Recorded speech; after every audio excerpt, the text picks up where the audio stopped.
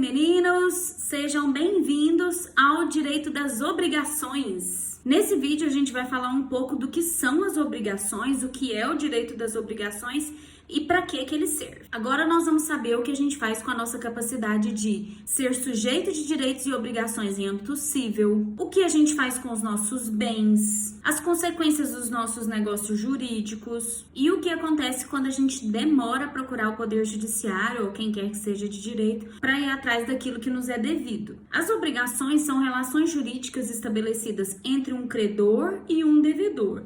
Essas relações têm caráter transitório, ou seja, elas não são permanentes. Não é porque você cria um vínculo obrigacional com uma pessoa que você está sujeito a isso, a essa preocupação, a essa dívida para sempre. Como você bem sabe, nós temos a prescrição para isso. No caso do direito das obrigações, o objeto da nossa relação jurídica é uma prestação de caráter pessoal que vincula o patrimônio das partes envolvidas. Antigamente, quando alguém descumpria alguma obrigação, deixava de pagar uma dívida, a pessoa respondia com o próprio corpo dela. Então, você não paga, eu tiro sua mão, tiro seu olho, não sei, escravizo você. Hoje não. Em direito das obrigações, a execução não é execução mesmo, ela recai sobre o patrimônio do devedor. O direito das obrigações se caracteriza pelo fato de essa relação jurídica possuir caráter interpartes. Quer dizer, as obrigações existem entre as partes que estabeleceram aquela relação entre o devedor e o credor. Nós temos basicamente duas fontes de obrigações, que são a responsabilidade civil e os contratos. Os contratos que a gente estuda depois de direito das obrigações são fontes das obrigações. Num contrato de compra e venda, por exemplo, existe a obrigação de entregar o bem vendido e, para o comprador, a obrigação de pagar por aquele bem. Caso uma dessas pessoas não realize a sua obrigação, ela estará inadimplente. As obrigações podem ter caráter positivo ou negativo. Você pode estabelecer obrigações de fazer alguma coisa ou de deixar de fazer alguma coisa. Obrigação de não construir, obrigação de não violar sigilo, de não revelar segredo. Essas obrigações são de livre criação entre as partes envolvidas. A gente estabelece a obrigação do jeito que a gente quiser dentro dos nossos contratos, desde que a gente respeite aquelas determinações do artigo 104 do Código Civil, concernentes à capacidade, à forma, à vontade, não tem nenhum problema. E diferentemente dos direitos reais, os direitos pessoais, ou seja, as obrigações, não podem ser adquiridas por uso capião. E a palavra é essa, uso capião. Se eu tiver notícia que você está escrevendo uso campeão, vai ter. A uso capião é o instituto jurídico pelo qual se adquire um direito real em razão do decurso do tempo. Os direitos reais são somente aqueles estabelecidos no artigo 1225 do Código Civil. Direito de propriedade, superfície, usufruto, direito real de laje e os outros que a gente ainda vai estudar mais para frente. Esses direitos, quando são reconhecidos, quando se estabelecem, produzem efeitos contra todos, efeitos erga omnes. Os direitos reais geralmente envolvem alguma coisa, um bem, algo que é transferido, transmitido para outra pessoa. Isso nos remete ao conceito de tradição. Tradição em direito é a mesma coisa que entrega.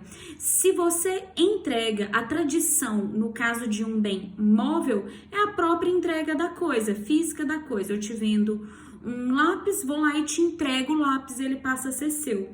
Se eu te vendo uma casa, a tradição acontece no momento do registro desse imóvel lá no cartório do registro de imóveis. Os estudiosos contemporâneos definem as obrigações de acordo com a teoria dualista ou binária, que diz que as obrigações são essa relação jurídica de débito e crédito que gera, além do débito, a responsabilidade pela não execução da obrigação. Essa teoria veio para superar a teoria anterior, que era a teoria monista ou unitária. De acordo com a teoria monista, a obrigação era o vínculo entre a prestação e os elementos subjetivos, ou seja, as pessoas, o devedor e o credor, das obrigações. Ainda assim, a gente continua enumerando os elementos constitutivos da obrigação. É preciso que você saiba que, para que haja uma obrigação, são necessários os elementos subjetivos, o credor e o devedor, né, o sujeito ativo e o sujeito passivo, o elemento objetivo, que é a prestação, aquilo que as pessoas fazem ou deixam de fazer, e o vínculo entre as partes, que a gente chama de elemento imaterial, virtual ou espiritual. Tem dois detalhes que a gente precisa comentar que são importantes, porque esses nomes vão aparecer toda hora. Quando a gente falar para você em obrigações propter rem, você vai entender obrigações que são próprias da coisa.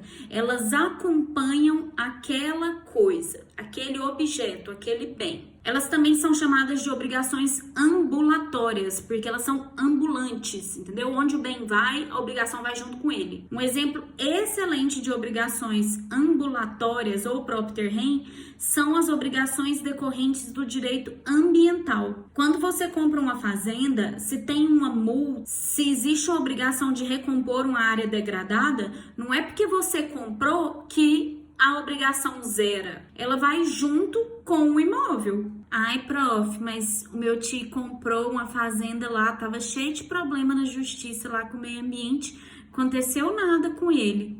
Mas na hora que o fiscal pegar, ele é obrigado a tomar uma providência. E se ele vendeu o imóvel para você, você vai ser obrigado a tomar uma providência. Porque essa obrigação segue a coisa. É igual a obrigação tributária também. Quando você compra um carro e ele tá cheio de dívidas de IPVA, você vai ter que pagar. Não adianta você falar que não sabia que tinha o IPVA, você tem que pagar. Porque a obrigação tributária tem caráter propter rem, ou seja, ela segue a coisa. Fiz um resumo para você das características das obrigações. A primeira delas é a patrimonialidade, porque essas obrigações têm caráter econômico e elas não perdem essa característica.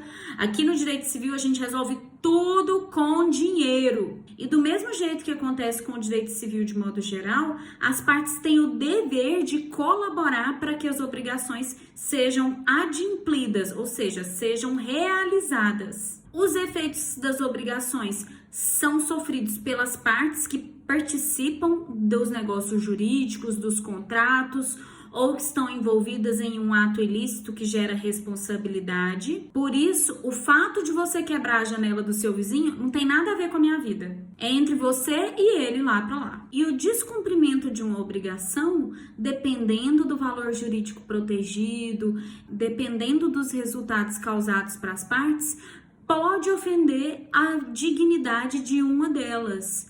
Por isso, de acordo com o enunciado 411 da quinta jornada, é que se diz que o descumprimento de contrato pode gerar dano moral quando envolver valor fundamental protegido pela Constituição de 88. Ai, prof, como que eu vou saber se ofendeu algum valor da Constituição?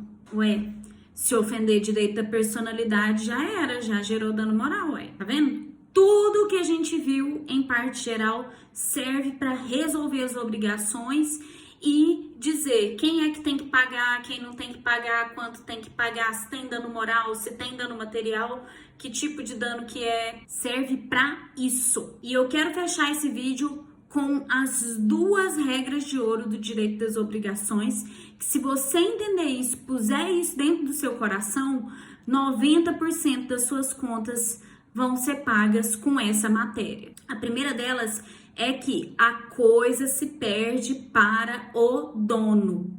Res perit domino. Prof, eu nem sei o que é isso, tô não entendendo nada. Não tem problema que você não tá entendendo. Decore e acredita. Quando eu falo que a coisa se perde para o dono, significa dizer aquela pessoa que está com o bem, com a coisa, com o objeto, naquele momento, aquela pessoa está obrigada a fazer algo. Se a coisa se perder, se a obrigação se tornar impossível, é problema dela. E o princípio da boa-fé. O direito civil sempre vai proteger quem está de boa fé, ou melhor, quem consegue provar a sua boa fé. Por isso a gente fala em boa fé objetiva. Não é aquilo que está passando na cabeça da pessoa. É aquilo que a pessoa efetivamente fez e conseguiu comprovar lá nos autos do processo que ela estava de boa fé, que ela fez tudo que ela pedia para ser colaborativa, para facilitar a obrigação do outro,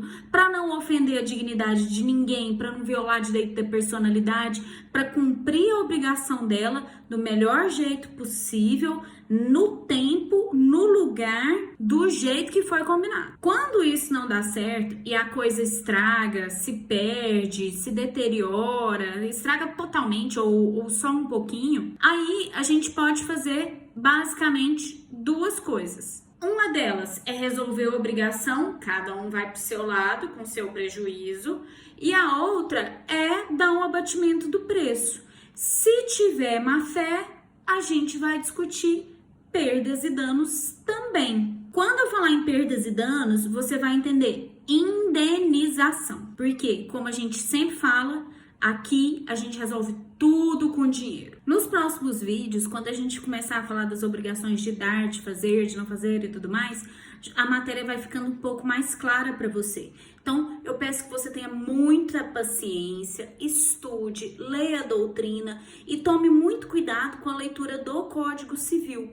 Perceba que a gente não viu um artigo até esse momento. E eu preciso que você tenha calma, porque o texto dessa matéria é um texto que vem lá do Código Civil de 1916. Ele foi pouco alterado, então é um texto antigo, um texto complicado, com o qual você não tem muito costume.